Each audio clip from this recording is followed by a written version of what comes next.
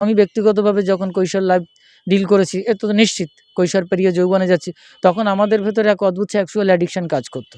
একটা প্রকৃতির প্রতি ওর একটা টান কাজ করতো। কীরকম টান আমি বলছি, আমি লিগালি বলছি। সেটা কি, অবশ্য এখনকার যে জামানাটা এরকম ছিল না। একটা নোংরামো একটা যে ব্যাপারটা এরকম খানিকটা ছিল না। তবে বর্তমান সমাজকে আমি দোষারোপ করব না। এটার জন্য আমাদের এই প্রত্যেকের একটা দায়বদ্ধতা অবশ্যই আছে।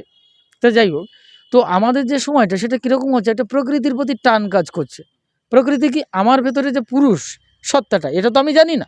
আরও যে প্রকৃতি সত্তা এটা আমি জানি না, কিন্তু উপলব্ধি হচ্ছে বা লোকে বলছে ও একটা মেয়ে, আমি একটা ছেলে। কিন্তু এই পর্যন্তই জানা, কিন্তু সত্তাটা যে ভেতরে সেটা তো আমার কাছে অপরিচিত। এই অপরিচিত সত্তা হলেও ওই যে প্রকৃতির সত্তা জাগ্রত থাকে প্রতিনিয়ত, ওই ভেতর থেকে এই স্পন্দনটা তৈরি করিয়ে দেয়। তখন এই স্পন্দন তরঙ্গায়িত হতে আমরা কি করি, তখন আমরা আপ্লুত হয়ে পড়ি এই বিপরীত মেরুতে।